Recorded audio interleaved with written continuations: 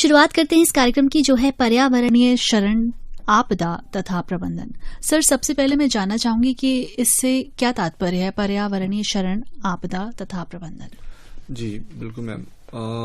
अगर हम पर्यावरण की बात करें जी, तो सबसे पहले तो क्षरण से पहले हमें पर्यावरण को जानना जरूरी है।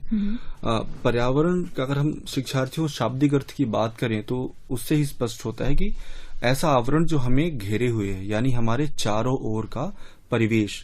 जिस परिवेश में हम रहते हैं उसमें प्राकृतिक घटक भी शामिल होते हैं, उसमें मानव निर्मित घटक भी शामिल होते हैं, और ये सभी मिलकर हमारे पर्यावरण का या हमारे परिवेश का निर्माण करते हैं। दूसरी बात है पर्यावरण के साथ ही आपदा प्रबंधन। तात्पर्य यह है कि हम बहुत सारी भौतिक और मानव निर्मित आपदाओं से ग्रसित होते हैं। अगर हम भौतिक की बात करें तो उसमें आ जाते हैं भूकंप, सुनामी, भूस्खलन। मानव निर्मित में कई बार औद्योगिक घटनाएं होती हैं, कहीं पर अगर किसी कारखाने में विस्फोट हो गया, या आजकल अगर हम बात करें तो दिल्ली में जैसे स्मॉग की बात हो रही है, पूरा उत्तर भारत में स्मॉग की बात हो रही है। तो ये सारी चीजें आपदाएं हैं, और इनसे हम कैसे बच सकते हैं तो वो आपदा प्रबंधन के अंतर्गत आता है। ओके। इन सारे बिंदुओं पर हम और आगे विस्तार से जानेंगे, लेकिन शिक्षार्थियों एक चीज आप सोचें और देखें कि आप जिस परिवेश में रहते हैं वो आपके लिए, आपके पूरे जीवन में आपकी बहुत सारी मानवीय घटनाओं के लिए जिम्मेदार होता है और आपके जीवन को भी प्रभावित करता है। तो अगर आप उसे देखें, जैसे अगर आप किसी मैदानी क्षेत्र में रह रहे हैं तो वहां पर आपके लिए अलग तरीके की घटनाएं होती हैं, आप अलग तरीके की गतिविधियां करते हैं। आप पहाड़ी क्षेत्र में हैं तो वही गतिविधियां आपकी बदल जाती हैं। लेकिन कुछ ऐसी चीजें हैं जो कि सभी जगह एक जैसी हैं। जैसे अगर हम भूमिगत जल की बात करें, वो हर जगह पे है। कहीं पर उसकी गहराई ज्यादा है, कहीं पर वो हमें कम गहराई में मिल जाता है।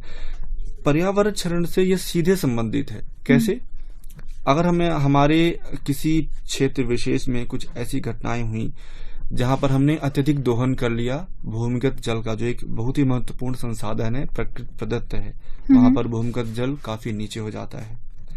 अगर हमने वहां पर औद्योगिक गतिविधियां ज्यादा कर दी और उन औद्योगिक गतिविधियों से जो निकला हुआ प्रदूषित जल है या जो अवशिष्ट है उनका अच्छे ढंग से निपटान नहीं किया तो हमारे भूमिगत जल को भी प्रदूषित कर देता है। बहुत सारे औद्योगिक क्षेत्रों में या शहरों के आसपास के क्षेत्रों में हम देखते हैं कि नदियां प्रदूषित हो चुकी हैं, भूमिगत जल प्रदूषित हो चुका है, और हम तब भी उनका उपयोग कर रहे होते हैं, चाहे वो पेयजल के रूप में हो, चाहे वो कृषि के लिए हो।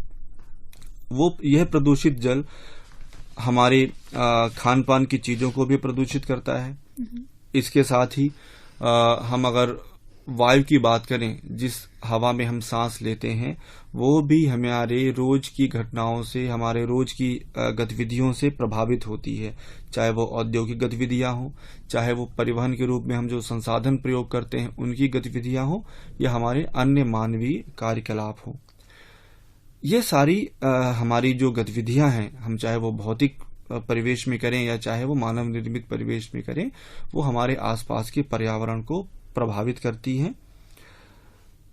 तो इसके साथ आवश्यकता बनती है कि हम इनके ऐसी हम गतिविधियों को करें या हम ऐसा जीवन अपनाएं जो कि हमारे पर्यावरण को प्रदूषित ना करे, उसे स्वच्छ रखे और एक तरह से एक श्रृंखला बने। क्योंकि हम जैसा आसपास के क्षेत्रों में हम काम करेंगे, हमें प्रकृति से वैसा ही रिटर्न में मिलता है। प्रकृति कुछ अपने से हमें नहीं देती है, बल्कि हम जैसे जैसे कार्यकलाप करेंगे वैसा ही हमें परिणाम मिलेगा।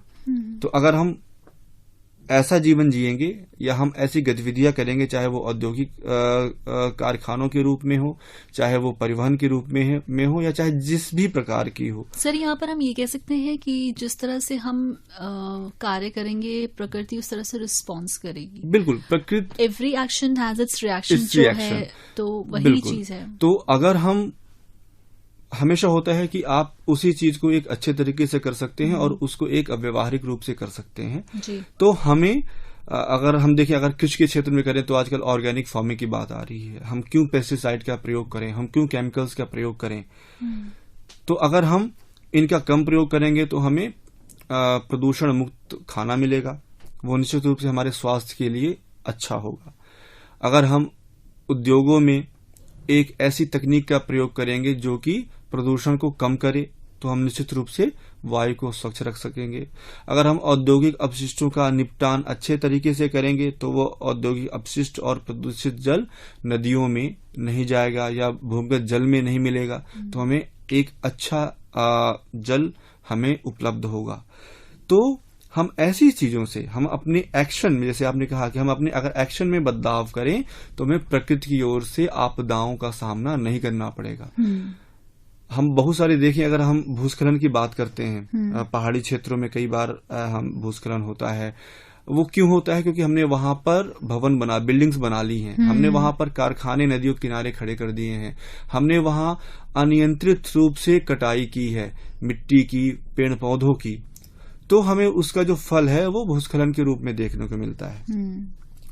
तो आज हम वास्तव में इस परिचर्चा में हम इन्हीं सब चीजों के बारे में जानेंगे कि कैसे हम पर्यावरणीय क्षरण को कम कर सकते हैं और कैसे हम आपदा की स्थिति में एक व्यवस्थित रूप में हम रिस्पॉन्ड कर सकते हैं और उस आपदा के प्रभाव को हम कम कर सकते हैं। तो सबसे पहले, जैसे मैंने कहा कि हमने पर्यावरण के अर्थ के बारे में बात की कि कैसे पर्यावरण का तात्पर्य होता है हमारे आसपास के परिवेश से। लेकिन शिक्षार्थियों, जब हम बात करते हैं परिवेश की तो उसमें बहुत तरीके के परिवेश आ जाते हैं या बहुत तरीके के पर्यावरण आ जाते हैं। जैसे आपने सुना होगा सामाजिक पर्यावरण की बात, राजनैतिक पर्यावरण की बात, साहित्यिक पर्यावरण भी होता है। लेकिन आज हम जिस बात का अध्ययन करेंगे वो है प्राकृतिक पर्यावरण की, यानी हमारे चारों ओर प्रकृति द्वारा प्रदत्त और मानव की गतिविधियों से निर्मित जो पर्यावरण होता है वही हमारी आज की चर्चा का बिंदु होगा। एक छोटे से उदाहरण से शिक्षार्थियों मैं आपको ये बताना चाहूंगा कि कैसे एक ही पर्यावरण में अलग अलग तरीके के पर्यावरण बन जाते हैं। शिक्षार्थियों, अगर आप किसी भी क्षेत्र में हैं वहां पर आपने एक चीज तो जरूर देखी होगी, वो है तालाब की या अपने आसपास फैले एक छोटा सा जो पार्क है, चाहे वो आपकी कम्युनिटी में हो, आपके गांव में हो या आपके शहर के आसपास हो। अब उसी पार्क में अगर एक छोटा सा तालाब है तो उस तालाब में जो मछली रह रही है उसके लिए पर्यावरण वो तालाब है, क्योंकि वो उस तालाब में ही अपना जीवन यापन कर रही है, वहीं से उसे भोजन की आवश्यकता उसकी पूरी होती है, वहीं से उसके जल की प्राप्ति होती है और वहां से ही उसके जीवन की सारी गतिविधियां निर्धारित होती हैं। तो एक मछली के लिए जो पर्यावरण है वो एक तालाब है। लेकिन अगर आप वहीं पर रहने वाले पक्षी की बात करें तो उसके लिए पर्यावरण वो तालाब भी है, क्योंकि वहां से उसको जल की प्राप्ति होती है।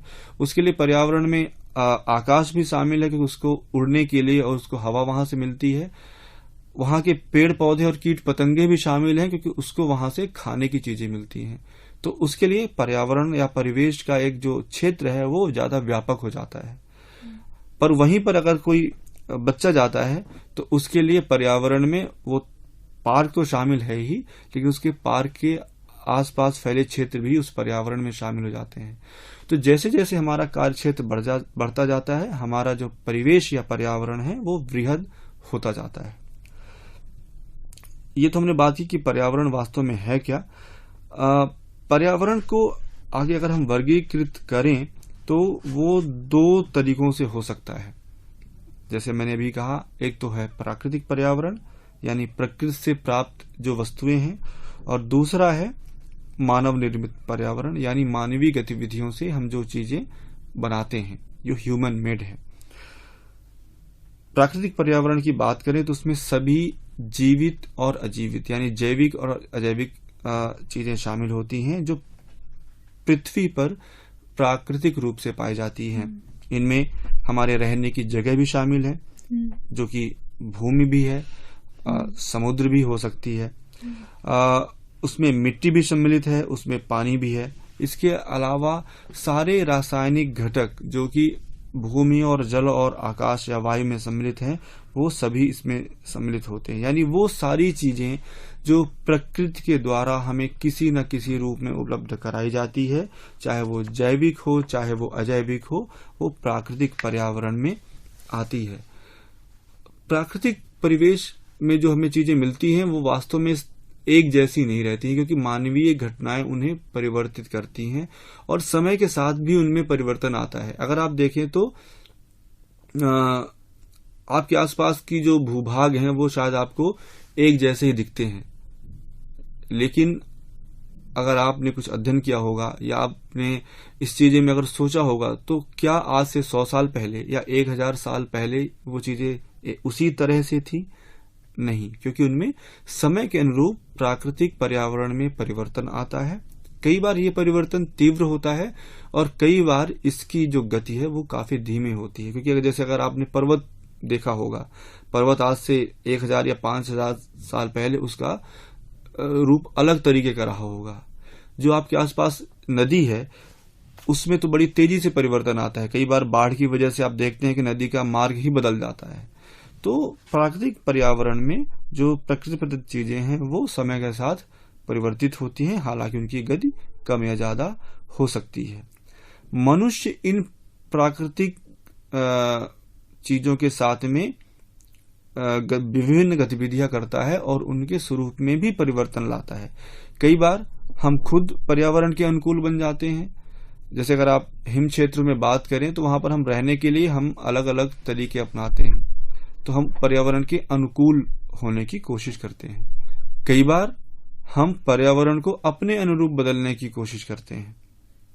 तो ये मानव निर्मित पर्यावरण की बात यहां से शुरू होती है, क्योंकि हम बहुत सारी चीजों का निर्माण करते हैं। हम अपने रहने के लिए बड़े बड़े बिल्डिंग्स बनाते हैं, हम नहर बनाते हैं, हम पुल बनाते हैं, हम उद्योग धंधे के लिए वहां पे बहुत सारे कारखाने बनाते हैं।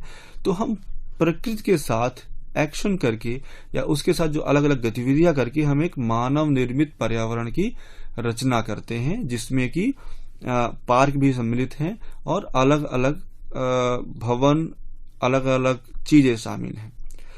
लेकिन जब ये दोनों चीजें मिलती हैं, प्राकृतिक पर्यावरण और मानव निर्मित पर्यावरण, तो वास्तव में एक पर्यावरण की संरचना होती है जो हमारे जीवन के लिए अनुकूल होती है। अब आती है बात पर्यावरण के घटकों की। पर्यावरण के घटकों की में हम बात करते हैं तो 3 तरह की चीजें आती हैं। 2 तरह की पर्यावरण घटकों की आप तो अभी बातें सुनी, वो हैं प्राकृतिक और मानवकृत। इसमें तीसरा पर्यावरण घटक आता है सामाजिक। वास्तव में हम समाज में रहते हैं, जैसे कि आप जानते हैं कि मनुष्य एक सामाजिक प्राणी है, यानी उसकी सारी घटनाएं, उसकी सारी गतिविधियां एक समाज के अंतर्गत घटित होती हैं। तो उसमें समुदाय भी सम्मिलित है, उसमें उसका शिक्षा व्यवस्था भी सम्मिलित है, आर्थिक गतिविधियां सम्मिलित हैं और जो तकनीकी प्रगति होती है वो भी सामाजिक पर्यावरण में शामिल है। ये सारी चीजें कहीं न कहीं सामाजिक मूल्यों या मानवीय मूल्यों के साथ जुड़ी होती हैं, क्योंकि आप हर गतिविधि को करने से पहले उसके इम्पैक्ट या उसके प्रभाव की बात आप सोचते हैं। और वास्तव में अगर हम मानवीय मूल्यों की बात करें तभी हम पर्यावरण के साथ एक समुचित तारतम्य बैठा पाते हैं, क्योंकि तभी हम पर्यावरण को या प्राकृतिक पर्यावरण को ज्यादा प्रभावित ना करने की बात सोचते हैं, क्योंकि वहां पर मानव मूल्यों की बात आती है कि आप कैसे प्राकृतिक संसाधनों का प्रयोग करते हुए भविष्य के लिए उनका उचित उपयोग करेंगे। क्योंकि ये सारी चीजें, चाहे वो प्राकृतिक हो, मानव निर्मित हो या वो सामाजिक घटक की हम बात करें, ये सब मिलकर ही आपके लिए एक उचित पर्यावरण की संरचना करते हैं या निर्माण करते हैं। तो शिक्षार्थियों, हम यहाँ पर बात कर रहे थे पर्यावरण के वर्गीकरण की और पर्यावरण के घटकों की। इसके साथ ही अगर आप देखें तो पर्यावरण स्थायी नहीं है। स्थायी इस प्रकार से नहीं है कि जहां प्रकृति में परिवर्तन आते रहते हैं, वही मानवीय गतिविधियों में भी परिवर्तन आते हैं। अगर आप देखें तो प्रकृति में परिवर्तन कई बार मौसमी होते हैं। अगर आप देखें तो ग्रीष्म ऋतु में एक आपको अलग तरीके के जलवायु की आप अनुभव करते हैं और उस वजह से आपकी गतिविधियां कुछ भिन्न तरीके की हो सकती हैं। वहीं अलग मौसमी दशाओं में आप अलग तरीके की मानवीय घटनाएं करते हैं। इसके साथ ही कई बार हम ऐसी विषम प्राकृतिक दशाओं का भी अनुभव करते हैं जो कि हमारे मानव निर्मित पर्यावरण में आमूलचूल परिवर्तन लाते हैं। तो ये सारी चीजें हमारे पर्यावरण में गतिशीलता लाते हैं और उसमें विविधता भी लाते हैं, क्योंकि स्थायित्व कहीं पर भी आपको देखने को नहीं मिलता है। दूसरी एक चीज और है, जैसे अगर हम विकास की बात करें कि मानवीय गतिविधियों की वजह से हम अलग अलग क्षेत्रों में अलग अलग तरीके के विकास का स्वरूप देते हैं, वैसे ही पर्यावरण भी गतिशील होता है। वो अलग अलग क्षेत्रों में अलग अलग तरीके से हमें देखने को मिलता है। साथ ही हम एक क्षेत्र में भी समय के एक लंबे अंतराल में हम पर्यावरण के विभिन्न रूप देख सकते हैं। जैसे कि मैंने कहा कि अगर आप प्राकृतिक परिवेश की बात करें तो 100 साल पहले या 1000 साल पहले आप उस प्राकृतिक परिवेश में भिन्नता पाएंगे। लेकिन अगर हम पर्यावरण में देखें तो एक छोटे से अंतराल में भी, चाहे वो 5 साल का हो या 20 साल का हो, उसमें भी आपको भिन्नता देखने को मिलती है। जैसे आप देखेंगे कि आज से 10 साल पहले शायद वर्षा का जो वितरण था वो अलग तरीके का था। आप अपने घरों में, अपने आसपास में आपने ये सुना होगा कि लोग कहते हैं कि आज से 20 साल पहले हमें ज्यादा वर्षा मिलती थी, या जो वर्षा का वितरण था वो लगभग एक जैसा था। आज हम देखते हैं कि हमें अपेक्षाकृत कम वर्षा प्राप्त होती है, या कहीं पर ज्यादा वर्षा होती है, कहीं पर कम वर्षा होती है। उसी तरह आज से 20 साल पहले अगर आप किसी शहर में जाए तो हाँ, शायद ज्यादा ऊंची इमारतें नहीं देखने को मिलती थी, लेकिन आज अब देखें तो बहुत सारे गगनचुंबी इमारतें हैं, वहां पर मल्टीप्लेक्स बन चुके हैं, वहां पर सड़कों का या फ्लाईओवर का एक नया जाल बन चुका है। तो समय के साथ साथ पर्यावरण भी गतिशील होता है, उसमें विविधता भी आती है, और वो गतिशीलता या विविधता किसी क्षेत्र विशेष में ही नहीं देखने को मिलती, वरन वो शहरों में, गांवों में, या आपको हर जगह परिवर्तन देखने को मिलेगा। एक चीज है जो आप और इस विविधता के साथ जोड़ सकते हैं, वो है मानव और पर्यावरण के मध्य जो संबंध था।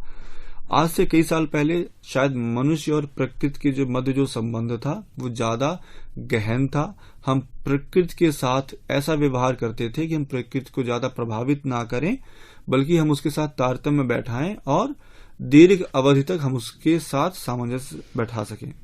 आज आप देखते हैं कि शायद प्रकृति के साथ यह संबंध कहीं टूट रहा है। हम संसाधन की उपयोग की जगह पे संसाधनों के दोहन की ओर बढ़ रहे हैं। आप अगर देखें तो न्यूज़पेपर्स में या टीवी चैनल्स पे आप देखेंगे कि कैसे अलग अलग क्षेत्रों में आपको वनों के कटने की खबरें देखने को मिलते हैं। कई जगह आप देखते हैं कि आर्थिक घटनाओं के लिए जमीनों का जो उपयोग है वो बदल रहा है। पहले अगर वहां पे जंगल था या वहां पर कृषि भूमि थी, आज वहां बड़े बड़े उद्योग कारखाने बन चुके हैं। ये कहीं न कहीं मनुष्य और पर्यावरण के मध्य बदलते संबंधों को दर्शाते हैं कि कैसे हमने प्रकृति के साथ अपने संबंधों को बदला है, कैसे हम संसाधनों का अधिकाधिक दोहन कर रहे हैं, और इसका जो विपरीत प्रभाव है वो भी हमें देखने को मिलता है, क्योंकि कहीं न कहीं आप उन संसाधनों का अधिकाधिक प्रयोग करके उसे भविष्य के लिए खत्म कर रहे हैं। जैसे प्राकृतिक संसाधनों के बारे में आपने पढ़ा होगा या आपकी इसी पाठ्य पुस्तक में दिया है कि कैसे हम संसाधनों का प्रयोग दिनों दिन ज्यादा कर रहे हैं और इन संसाधनों की जो उपलब्धता है वो समय के साथ कम होती जाती है, और कैसे हमें समावेशी उपभोग की ओर बढ़ना है, यानी सस्टेनेबल डेवलपमेंट या सस्टेनेबल यूज की ओर हमें बढ़ना है। तो पर्यावरण की गतिशीलता इन बहुत सारी चीजों के साथ जुड़ी हुई है। कैसे हम पर्यावरण को प्रभावित भी कर रहे हैं और उसे प्रभावित भी हो रहे हैं, और कैसे किसी क्षेत्र विशेष में हम हमारी जो एक्शंस हैं, हमारी जो गतिविधियां हैं, उसके स्वरूप में परिवर्तन लाते हैं। तो ये सारी चीजें आप पर्यावरण की गतिशीलता और विविधता के रूप में देख सकते हैं। जी हाँ, बिल्कुल। पर्यावरण वैसे ही आपको रिस्पॉन्स करेगा जिस तरह हम उसकी तरफ एक्शन करेंगे, क्योंकि अगर हम पर्यावरण को संजो के रखेंगे तो वो भी उस तरह से हमें अच्छी वायु, अच्छा जल हमें प्रोवाइड करेगा। तो ये हमारी ड्यूटी बनती है, ये हमारा कर्तव्य बनता है कि हम पर्यावरण को स्वच्छ रखें, हरा भरा रखें, जिससे कि आने वाली जिंदगी, आने वाली जो पीढ़ी है वो भी पर्यावरण का उतना ही लुत्फ उठा सके, उतना ही निसंकोच होकर अपना जीवन व्यतीत कर सके।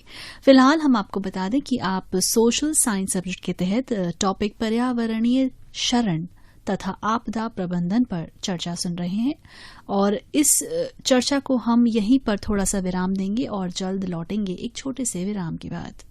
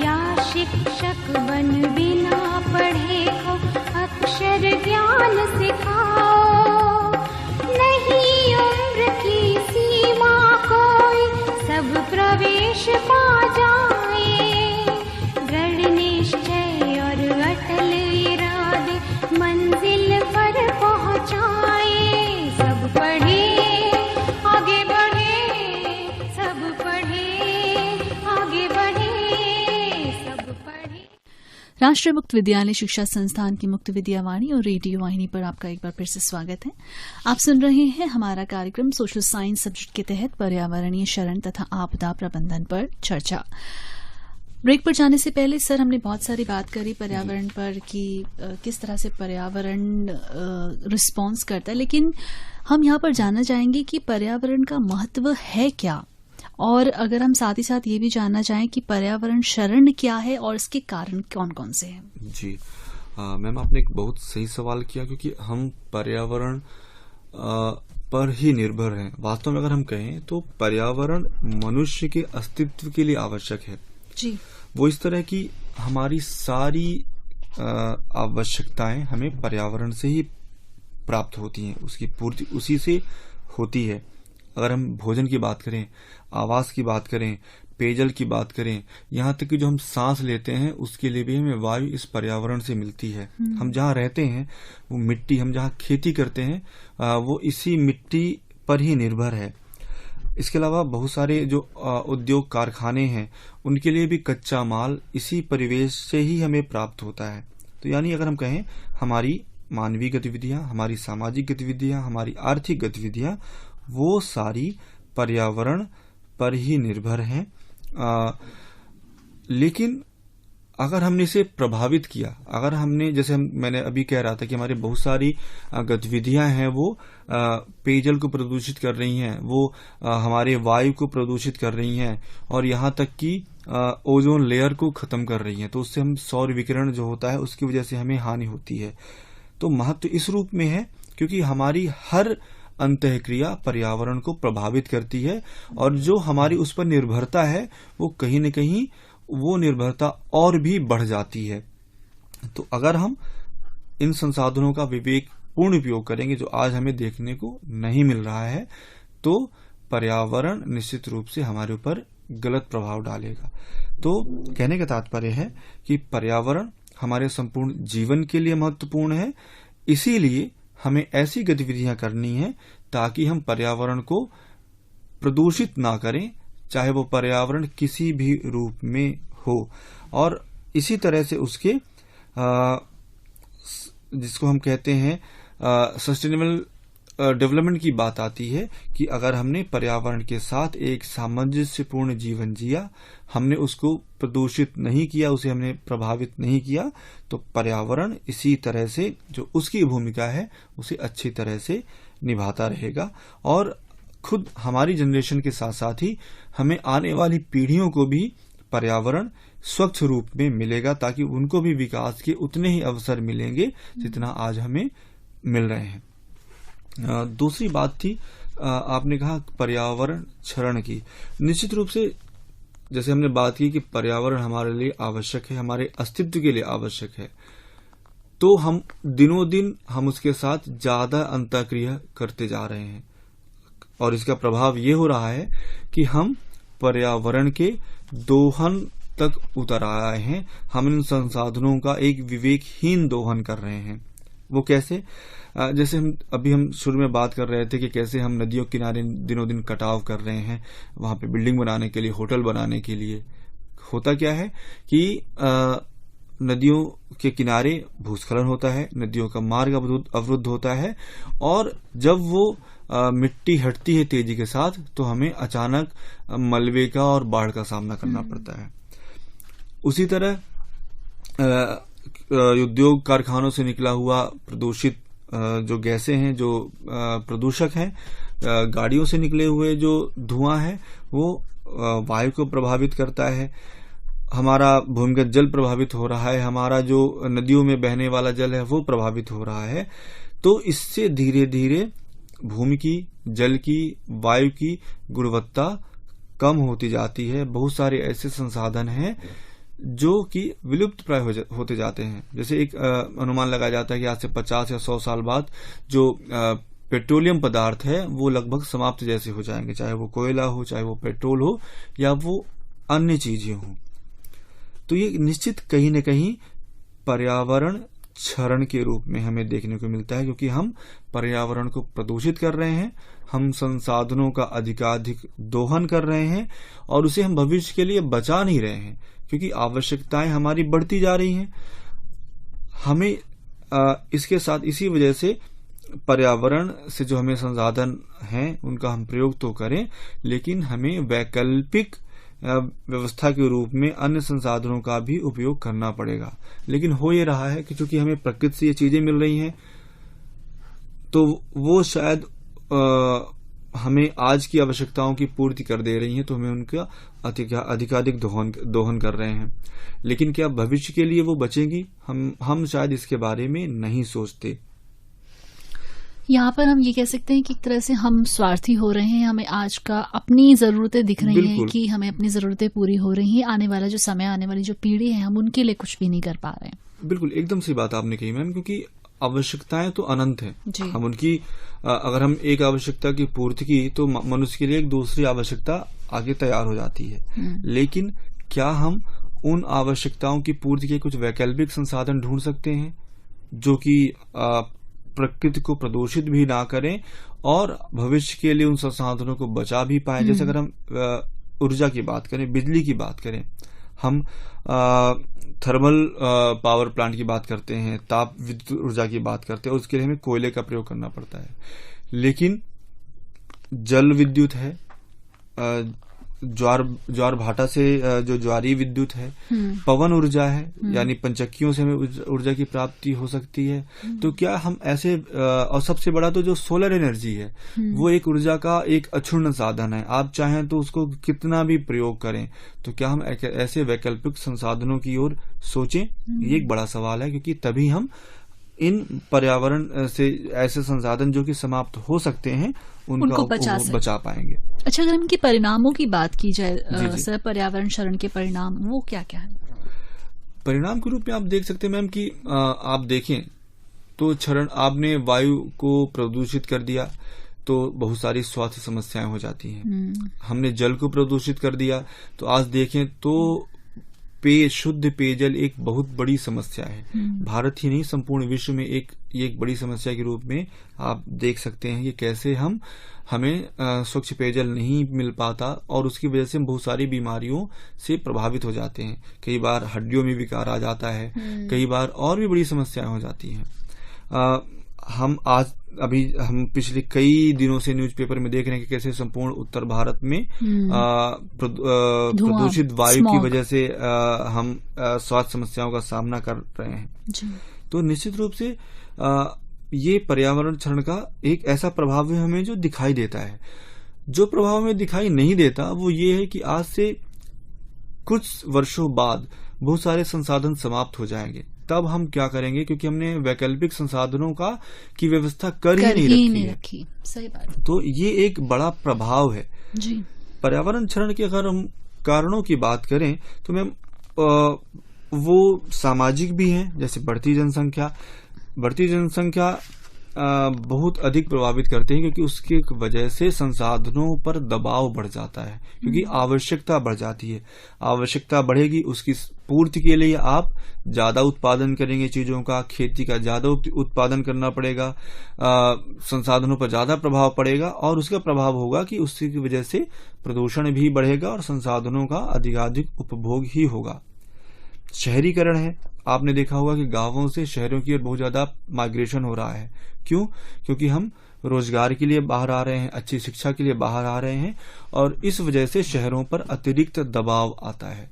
आपने देखा होगा कि शहरों में कैसे आवास की समस्या बढ़ जाती है, कैसे वहां पर स्लम्स या जो ऐसी बस्तियां जहां पर कि बहुत सघन रूप से लोगों को रहना पड़ता है, वहां पर शुद्ध पेयजल भी नहीं है, वहां जीवन के लिए अन्य आवश्यक वस्तुओं की उचित व्यवस्था भी नहीं है। इस वजह से शहरों में भी बहुत सारी समस्याओं का हमें सामना करना पड़ता है। दूसरी बात, जो हमारी लाइफ स्टाइल में चेंज आ रहे हैं, जो हमारी जीवन शैली है वो बदल रही है। हम बहुत सारे ऐसे उपकरणों पर एक तरह से निर्भर होते जा रहे हैं जो आज से कुछ वर्ष पहले नहीं थे। जैसे आप फ्रिज, रेफ्रिजरेटर, ये सारी चीजें हैं जो कहीं न कहीं CFC का उत्पादन करते हैं। उसकी वजह से ओजोन लेयर का भी डिप्रेशन होता है और हमारी जो आवश्यकताएं हैं, जो हमें तकनीक का हम प्रयोग करते हैं, वो भी कई बार प्रदूषण को बढ़ाती है। तो इस तरह से ये बहुत सारे सामाजिक कारक हैं जो कि पर्यावरण के क्षरण को बढ़ाते हैं। आर्थिक कारण में भी देखें तो औद्योगिकरण है, आर्थिक विकास है, ये भी बहुत ही प्रभावी हैं, क्योंकि जैसे मैं शुरू से कहता आ रहा हूं कि हमारी जो गतिविधियां हैं, जो हमारे एक्शंस हैं, वो इन भिन्न भिन्न रूपों में देखने को मिलते हैं। जैसे हमें भोजन के लिए बहुत ज्यादा जनसंख्या बढ़ी, हमारी भोजन की आवश्यकताएं बढ़ी, तो हमें कृषि में ज्यादा उत्पादन करना पड़ा। अब ज्यादा उत्पादन कैसे मिलेगा? आप फर्टिलाइजर्स का प्रयोग करेंगे, वो भी केमिकल फर्टिलाइजर्स का प्रयोग करेंगे। अब उसमें खरपतवार आ रहे हैं, कीट पतंगे आ रहे हैं, तो आप पेस्टिसाइड का प्रयोग करेंगे। फिर इन चीजों को प्रिजर्व भी करना है, तो प्रिजर्व करने के लिए भी आपको केमिकल्स का प्रयोग करना पड़ रहा है। तो कहीं न कहीं हमारी भोजन की आवश्यकताएं बढ़ी, क्योंकि जनसंख्या बढ़ी तो हमने ज्यादा उत्पादन किया, ज्यादा उत्पादन के लिए हमने केमिकल्स का प्रयोग किया। तो इसकी वजह से स्वास्थ्य संबंधी समस्याएं भी बढ़ जाती हैं।